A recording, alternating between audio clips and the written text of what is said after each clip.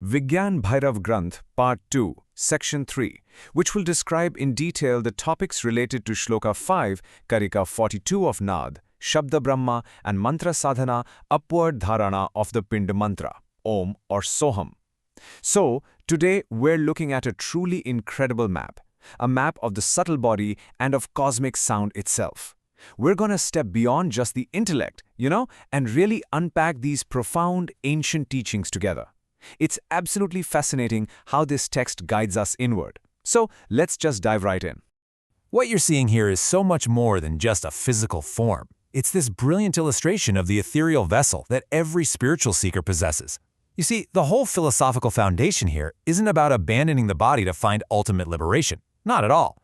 It's actually about utilizing it. The Tantric path teaches us that our body is, literally, entirely composed of vibrations. And by tracing the inner resonance of sound, starting from the lowest centers of our physical being, straight up through the subtle spine, and then finally releasing it into that limitless space above the crown, well, we practice what's known as the upward dharana. It's the path of the Pinda mantra, and it is a breathtaking concept, really. Let's look at the foundational verse that actually prepares us for this magnificent descent. All right, here we have the profound wisdom of Karika 41. It says, Tantriya divadya shabdeshu dirgheshu krama samsthite, ananya chetaha pratyante paravyoma vapur bhavet. Let's break that down into simple English. It basically translates to, by fixing one's mind with undivided attention on the prolonged, continuous sound of a stringed instrument, like a tantri, as it gradually fades away, one finally becomes the form of the supreme void. Now, let's think about the semantics here. Just imagine the sound of a beautifully tuned sitar. When a string is plucked, the note rings out loud and clear. It's firmly anchored in the physical world. But as you listen with unbroken, single-pointed concentration, that's the ananya cheta, you start to notice the sound stretching. It becomes thinner, subtler, longer. Gradually, it just fades into absolute silence. The verse promises that if you merge your entire consciousness with this fading sequence of sound, at the very end of that resonance, your consciousness literally dissolves into the paravyoma, the supreme, ultimate void. And this exact principle of dissolving sound, that's the perfect key to our next step. Which brings us to the absolute core of our practice today. This is Shloka 5, corresponding to Karika 42. Just listen to the beautiful original Sanskrit text. Pinda mantrasya sarvasya stula varnakramana 2. Ardendu bindu nadanta shunyo charid bhavat Shiva. The simple English translation is essentially this. By sequentially reciting the Pinda mantra, moving through the gross letters, and then ascending through stages like Ardendu, Bindu, and Nadanta until the sound dissolves into the void, the practitioner becomes Shiva. Now I know terms like Ardendu, Bindu, and Nadanta might sound incredibly complex right now, but don't worry. We're going to map out exactly what they mean on the body in just a moment. Essentially, this verse is the divine instruction for vibrating the mantra into silence, allowing you to literally become pure, unbound consciousness. But first, what exactly is this Pinda mantra? Let's get into those specifics. So the text refers to the Pinda mantra. From a tantric perspective, its importance is that it's understood as a concentrated drop of cosmic energy. It's a seed. Most commonly, this is realized as the sacred syllable Om or the breath mantra Soham. The religious significance of this is profound. This mantra acts as a direct cosmic connection between the individual soul and the universal. It's not just some word to be spoken out loud. It is an active vehicle of transformation. You chant it continuously, rhythmically, repeating it to purposefully pierce through 12 distinct esoteric stages or tantric chakras, both within and above the body. It literally takes the heavy, gross energy of physical sound, what we hear with our physical ears, and it transmutes it, step by step, into pure, formless consciousness. So let's actually begin this vertical journey exactly as the text guides us, starting with the gross letters. I am always just amazed at how meticulously this text maps the first 3 steps of this journey directly to our physical anatomy. These are the gross letters, what's known as the stula varna krama. First, we focus on the nabi, the navel. Deep down in the core of our being, the sound originates as akar, the vibration of the letter A. It's a very deep, primal resonance. Next, that energy naturally rises up to the hridaya, the heart center. Here, the sound transforms into ukar, the vibration of the letter U. It expands with life and emotion. And finally, the sound reaches the mukha, the mouth or face. This is makar, the vibration of the letter M, humming softly, ready to leave the physical confines of the body. Ah, oo, mm. You can almost feel this physical vibration ascending from your navel, blossoming in your heart, and echoing in your mouth, right? This sequence forms our essential foundation.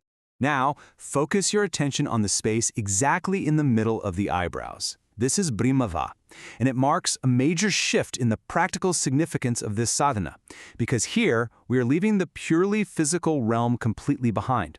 As the vibration of Makar leaves the physical mouth, it must not scatter outward into the world. Instead, the focused yogi directs it inward and upward, right to this eyebrow center. In the Tantric science outlined in Vigyan Bhairav, this exact location corresponds to Bindu, which means the point. And this is where gross, vocalized chanting entirely ceases. The physical sound literally dies.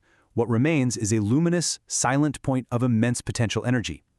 Bindu is our gateway. It's ushering us completely into the subtle universe of the mind. So from that intense point of light at the eyebrow, the subtle nod, the unstruck mental resonance continues its vertical climb. And this is where it gets truly fascinating. From the Bindu, the energy rises just a little bit up to the forehead.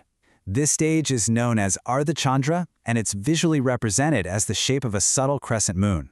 Then it ascends even further up the forehead, reaching Nirodhini. This is the stage of cessation, where all your remaining mental distractions are finally blocked out. Moving upward into the crown of the head itself, we reach Nod. Here it becomes pure, continuous, inner cosmic sound. And finally, it pierces the very top of the skull, the Brahmarandra, entering the stage called Nod End. That literally translates to the very end of sound. Just notice how brilliantly this structure guides the seeker. We're moving so carefully from the physical body, through the brain, to the absolute edge of physical existence. The sound has now become just a mere whisper of cosmic energy. But wait, the journey of the Pinda mantra absolutely does not stop at the physical body. The text reveals the final 5 esoteric stages existing in the vast space above the head. This phase is known as Mahalaya, the Great Dissolution. And honestly, the scale of this concept is just staggering. Just above the skull is the stage of Shakti. Then, corresponding spatially to the root of the Shika, which is that traditional tuft of hair on a yogi's crown, is Vyapini, representing all-pervading energy. Higher still within the space of the Shika itself is Samna, the state of perfect, unwavering equilibrium. And finally, at the very end of the Shika, reaching out into the boundless space above, is Onmana, the state entirely beyond the mind. Here, in these formless stages of the Great Dissolution, the last delicate echoes of the mantra completely dissolve. The individual self just melts right into the cosmic energy. Let's just pause for a second and truly absorb the practical significance of all this. What I find so practically significant, and honestly quite beautiful about this contrast, is how the Tantric method maps our state of being. On one hand, we have gross physical chanting. This is wonderful for anchoring the mind, right? It relies on the physical body, our vocal cords, our breath, but it keeps us tethered to the earthly plane. On the other hand is the ultimate goal of our practice today, subtle mental absorption. This is silent inner resonance. It requires letting go of all physical effort and discovering how to just allow the vibration to dissolve into the formless void. The profound realization of Karika 42 is that it teaches us exactly how to transition from the gross to the subtle. It shows us, for sure, that true mantra sadhana isn't about repeating words loudly forever. No, it's about riding the fading sound into profound inner silence. And where does this fading sound lead us? It leads to Anmana. This is the 12th and absolute final stage.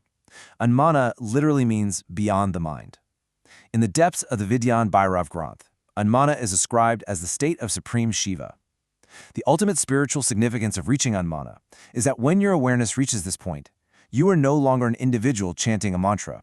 The chanter, the chant, and the act of chanting all become one indistinguishable void. There is no thought, there is no sound, there is no boundary whatsoever. It is an ocean of eternal, unbounded peace. It's the realization of the absolute cosmic void, the shunya, where the soul intimately recognizes its true divine nature. So we have traveled from the deep resonance in the navel, all the way up through the heart, the mind, and out into the formless cosmos. The physical string has completely faded into pure space. As you absorb the sheer magnitude of this tantric wisdom, I want to leave you with a thought to meditate upon. When you follow the sound of the Pinda mantra upward, when the gross letters end, when the subtle vibrations cease, And when that final delicate echo completely dissolves into the absolute breathtaking silence of Unmana, who is the one left listening? Rest in that silence, and until next time, keep seeking.